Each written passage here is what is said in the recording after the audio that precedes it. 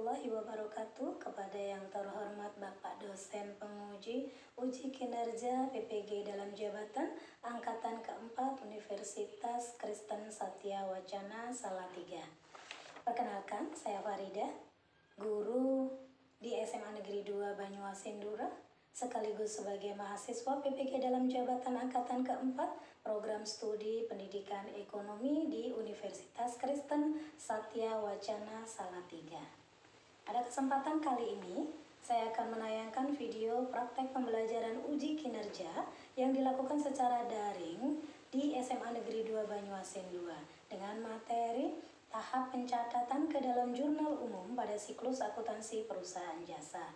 Mohon masukan dan sarannya agar pembelajaran saya ke depan menjadi lebih baik. Terima kasih. Assalamualaikum warahmatullahi wabarakatuh. Waalaikumsalam warahmatullahi wabarakatuh. Selamat pagi anak-anak. Untuk memulai pembelajaran ini, kalian silakan untuk menyimak lagu Indonesia Raya.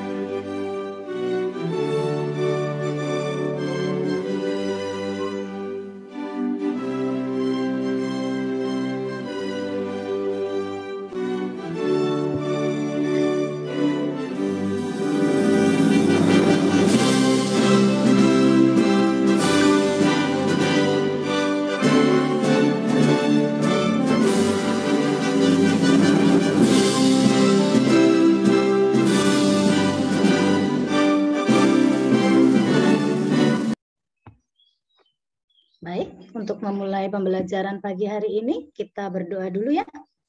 Siapa yang memimpin doa? Siapa yang memimpin doa? Iya, silakan. Studi. Berdoa, mulai. Berdoa, selesai. Iya, terima kasih Ludi untuk memimpin doa pagi hari ini. Syukur alhamdulillah kita mendapatkan nikmat sehat untuk masih bisa melakukan pembelajaran walaupun dalam keadaan daring. Kita tidak tatap muka. Di masa pandemi ini, Ibu harapkan kalian masih tetap jaga prokesnya, masih tetap pakai masker, masih tetap jaga jarak, dan juga kalian cuci tangan untuk melakukan aktivitas apapun, dan juga selalu makan makanan yang bergizi. Untuk pagi ini, Ibu ingin tanya dulu, apa kalian semuanya dalam keadaan sehat? Sehat. Ya, Ibu bilang ya. Ya. Ekonomi? Yes. 12 IPS? Oke. Berarti kita sudah siap untuk memulai pembelajaran kita pada pagi hari ini ya. Nah, absen dulu ya. Ibu akan kirim linknya dulu. Untuk pembelajaran pagi hari ini, kita akan mempelajari pembelajarannya tentang jurnal umum. Tapi sebelum mempelajari jurnal umum, Ibu ingin mereview lagi pembelajaran kita terdahulu. Apakah kalian masih ingat, masih memahami, atau ada beberapa item yang pembelajaran yang kalian pahami? Maka, Ibu ingin kalian untuk memberikan reviewnya. Siapa dulu yang memberikan reviewnya? Apa yang sudah kita pelajari dari pembelajaran kita kemarin? Siapa lagi? Saya, Bu. Silakan Rate. Oke, saya akan mereview tentang ada 4 cara dalam pengkodean akun, yaitu huruf, angka, desimal, dan gabungan huruf dan angka. Silakan untuk Muhammad Ikhwan. Saya akan review tentang analisis debit kredit. Hmm. Analisis debit debit kredit adalah masalah saldo normal harta, utang modal, pendapatan, dan biaya. Terkadang suatu transaksi mengalami kenaikan atau penurunan dari saldo normalnya. Misalnya, transaksi pembelian perlengkapan tunai, analisisnya perlengkapan bertambah di sebelah debit sesuai saldo normal harta, sedangkan kas berkurang sebelah debit mengalami penurunan dari saldo normalnya. Baik, sudah belajar berarti kalian untuk yang pelajaran kemarin sudah sangat memahami. Terbukti nih tadi kalian Ibu tanya sudah ada beberapa yang sudah jawab.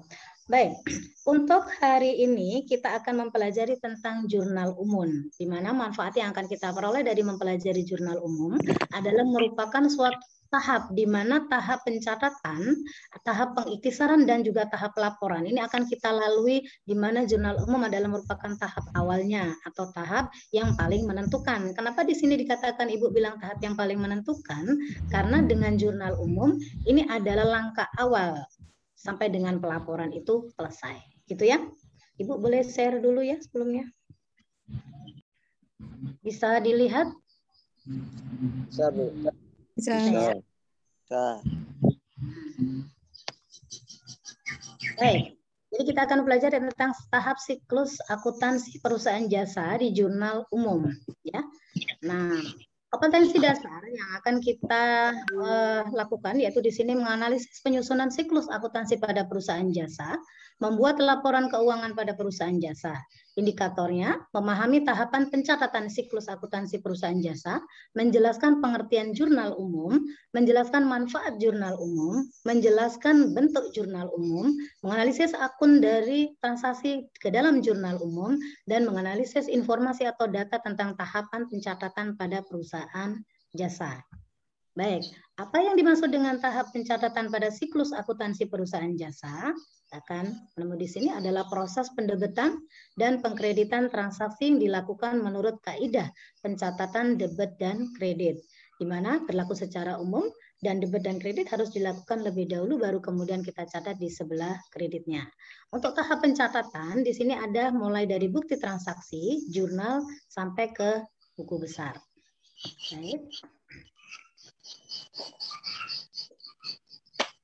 Apa itu jurnal? Jadi di sini adalah catatan akuntansi pertama setelah bukti transaksi yang merupakan media dalam proses akuntansi untuk menampung akun-akun di dalam transaksi. Nah, sekarang Ibu mau ke bentuk jurnal. Tadi malam Ibu sudah share ke kalian tentang video dari YouTube tentang bentuk jurnal, kemudian juga sampai dengan analisisnya. Nah, silakan siapa yang bisa menjelaskan kepada Ibu, bentuk-bentuk jurnal sudah Ibu tampilkan di sini untuk kalian bisa menjelaskan kepada Ibu apa yang harus ada di item-item ini. Ibu boleh tutup stop share dulu ya. Saya akan menjelaskan penulisan bentuk jurnal. Yang pertama, untuk kolom tanggal yakni tahun cukup ditulis satu kali saja di bagian atas dan bulan juga satu kali saja kalau bulannya sama. Sedangkan tanggalnya satu-satu sesuai dengan kejadian secara historisnya. Untuk satu hari, jika ada transaksi lebih dari satu cukup menuliskan tanggal satu kali saja. Yang selanjutnya, kolom keterangan diisi jenis akun yang digunakan dalam setiap transaksi. Kalau akun debit diletakkan pas sebelah garis tepi, tapi untuk akun kredit diletakkan agak menjorok. Yang selanjutnya, kolom ref diisi nomor kode akun pada saat posting ke buku besar. Langsung selanjutnya, kolom debit untuk diisi jumlah rupiah yang harus didebit. Kolom kredit untuk diisi jumlah rupiah yang harus dikredit. Yang selanjutnya, bagian halaman diisi hal 1 untuk lembar awal dan hal 2 untuk lembar 2 dan seterusnya, Bu. Jadi komponen-komponen akun di dalam penjurnalan tadi sudah disampaikan oleh Wagiman juga bahwa akun itu ada harta, utang, pembelian, modal, pendapatan, prive, dan beban. Nanti di akun-akun ini adalah setiap transaksi itu sangat berhubungan langsung dengan akun ini, baik 2 akun, 3 akun, ataupun lebih. Oke guys, nah kita mulai dari soal nomor 1 ya guys. Tanggal 1 itu Zolin menginvestasikan kas sebesar 12.000. Kita tulis di sini Juli 2018 tanggal 1 itu dari sini ya, ini nomor soal ya. Nah, tanggalnya di sini. Menginvestasikan kas. Nah, berarti kamu sebagai bendahara menerima uang kas sebesar 12.000 dan kreditnya adalah modal. Berarti modal Zolin itu bertambah sebesar 12.000. Lanjut ke soal nomor 2. Tanggal 2 Juli membeli peralatan seharga 6.000. Pembayaran secara tunai sebesar 3.000, sisanya dilakukan secara kredit. Tanggal 2 membeli peralatan seharga 6.000. Peralatannya bertambah 6.000, baru dibayar kas sebesar 3.000. Nah, berarti sisanya apa? Ini kan belum imbang ya. Sisanya adalah utang. Utangnya bertambah. Utang bertambah ada di sebelah kredit sebesar 3.000. Nah, lanjut ke soal nomor 3. Tanggal 3 Juli membeli secara kredit perlengkapan alat pembersih sebesar 1.300. Tanggal 3 membeli perlengkapan. Berarti perlengkapannya bertambah sebesar 1.300. Nah, karena membelinya secara kredit, maka utangnya bertambah. Bertambah sebesar 1.300.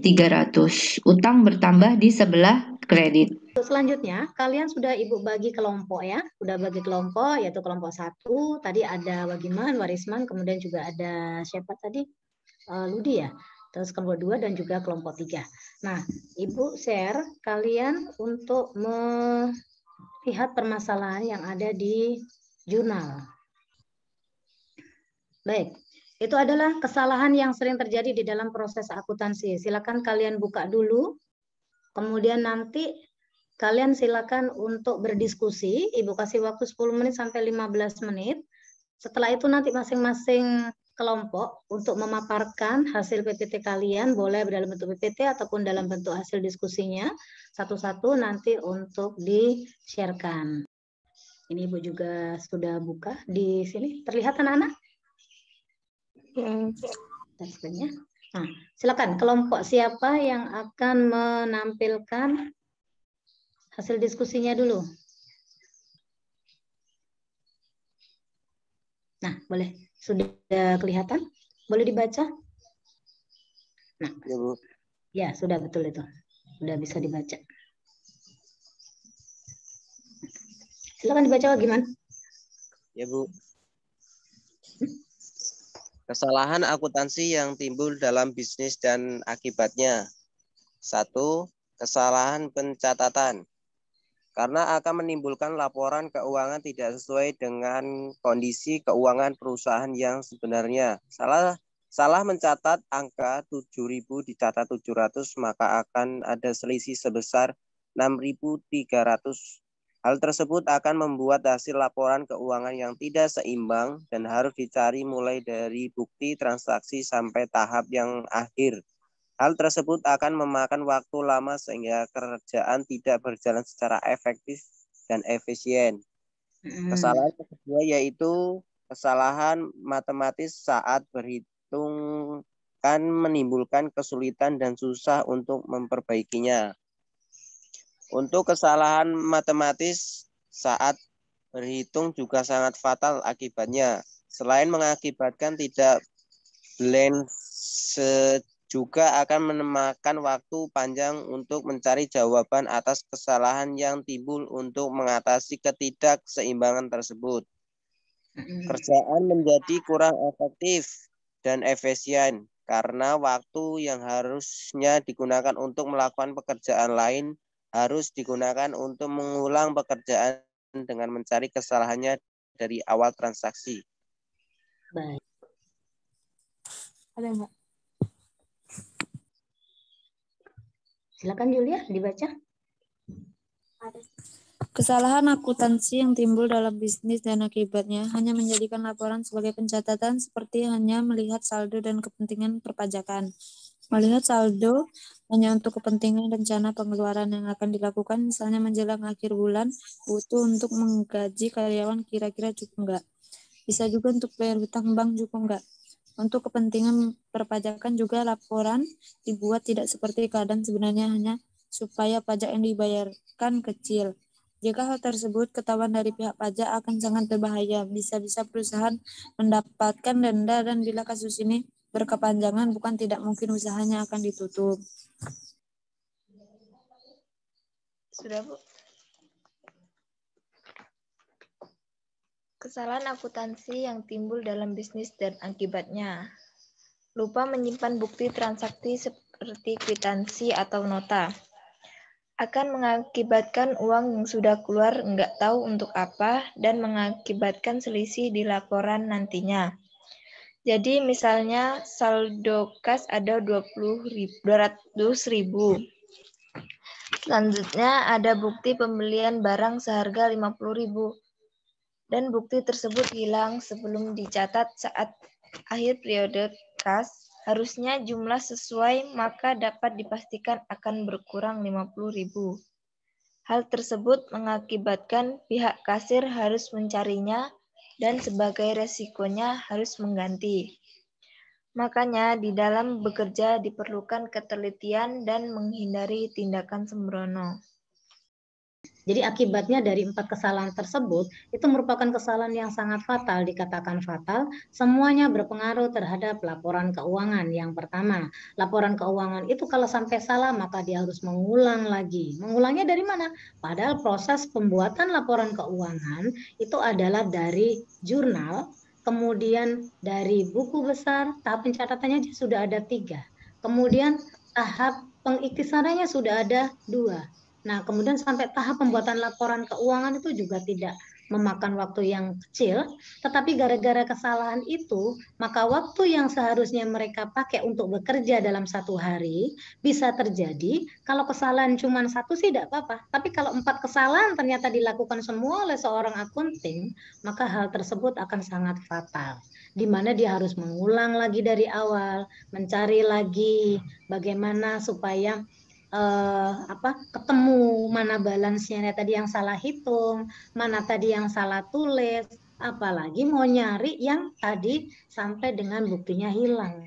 Nah, kalau bukti hilangnya misalnya dia ingat nggak apa-apa, tapi kalau bukti hilangnya ternyata dia malah tambah nggak ingat berapa totalnya, maka resiko yang terjadi adalah berapa selisih daripada uang kas yang ada di dalam bukti fisiknya itu tadi, maka dia harus mengganti. Sampai di sini kalian bisa dipahami pembelajaran kita hari ini. Nah, Ibu buka lagi dari apa yang sudah Ibu sampaikan tadi untuk bertanya daripada apa yang sudah kita sampaikan dari awal sampai dengan akhir. Ada pertanyaan. Silakan Ibu buka untuk pertanyaannya. Silakan Yulia. Bagaimana kalau seseorang ingin punya usaha tapi nggak bisa bikin laporan keuangan? Solusinya? Ada bisa jawab nggak? Saya, Bu. Ya, jawab Rati. Bisa belajar ataupun kursus. Mungkin juga bisa merekrut pegawai yang memiliki latar belakang ilmu akunting.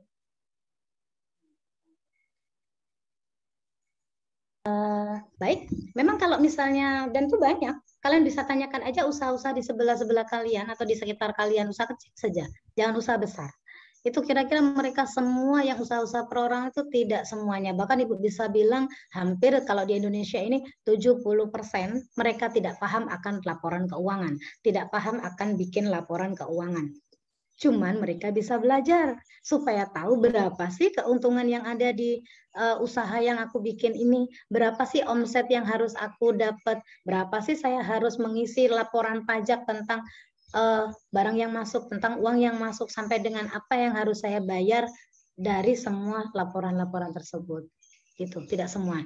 Tetapi ada caranya. Sekarang ini sudah zamannya canggih. Bisa belajar online, bisa juga dia kalau memang malas, sudah cari pegawai saja, pegawainya yang jurusan akuntansi, kemudian dia bayar. Tapi kalau memang dia mau lakukan semua, ya itu tadi risikonya. Bisa dia kursus, ataupun juga dia bisa yang sekarang ini bisa online semua bisa dilakukan. Tidak ada yang sulit. Begitu ya. Jadi jangan khawatir. Kalau besok kamu misalnya Yulia punya usahanya misalnya usaha laundry kayak apa usaha apa makan. Kalau kepingin tahu keuntungannya, kalian sudah mendapatkan dasar di SMA ini, yaitu dasar laporan keuangan, maka nanti akan berguna sekali untuk nanti kalian ke depan. Begitu ya, baik laporan-laporan itu dalam bentuk sederhana, ataupun juga sampai ke dalam bentuk yang paling ribet sekalian. Gitu ya. Nah, untuk selanjutnya, siapa yang cukup? Jadi alhamdulillah semuanya dari awal sampai akhir kalian sudah belajar. Ibu sampaikan siapa dulu yang akan memberikan kesimpulan dari pembelajaran kita pada pagi hari ini. Siapa? Ya, Bu. Ya, Ikhwan silakan. Saya akan memberikan kesimpulan tentang penjurnalan. Penjurnalan adalah langkah awal dari proses pencatatan yang harus dilakukan dengan dasar bukti transaksi.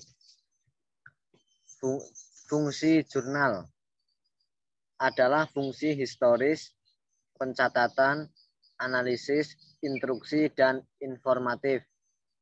Dalam menjurnal harus hati-hati supaya tidak fatal akibatnya. Itu, Bu.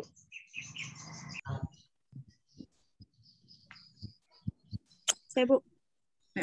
Yulia.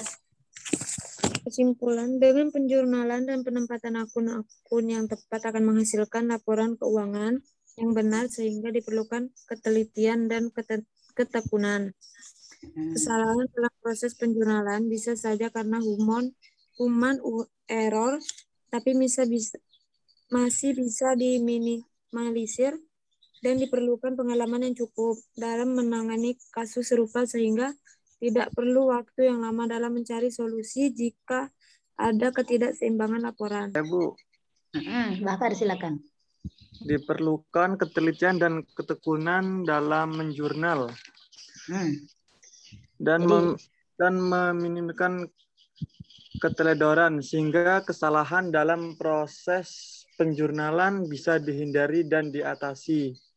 Setiap akunting harus pandai dalam improvisasi pekerjaan supaya bisa efektif dan efisien. Baik, jadi semua yang sudah Ibu sampaikan, kalian juga bisa membuat kesimpulan. Terima kasih. Nah, untuk refleksi hari ini, Ibu ada game nih. Jadi Ibu ada kuis sih. Nanti kalian masuk dulu, Ibu start. Kalian silakan untuk mengerjakannya. Nanti kita akan lihat ya. Baik. Nah, ini kode kita untuk join myquizy.com, kemudian kodenya 581878. Berarti Ludi sudah. Nah, sudah 9 orang ya. Baik, Ibu start sekarang ya. Silakan kalian boleh mengerjakan.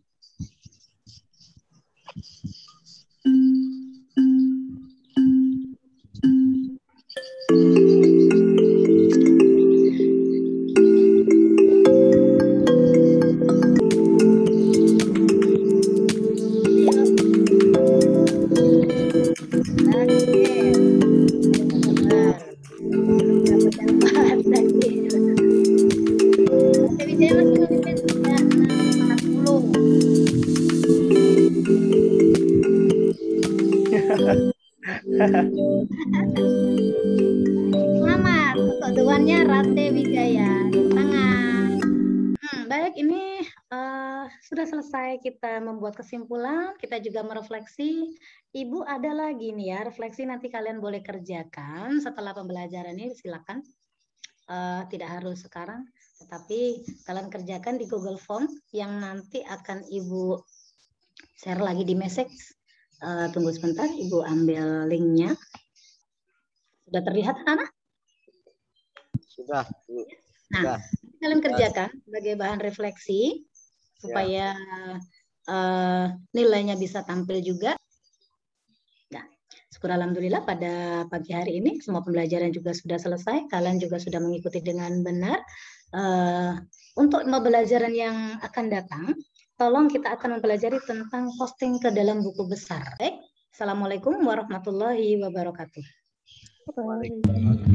Waalaikumsalam warahmatullahi wabarakatuh.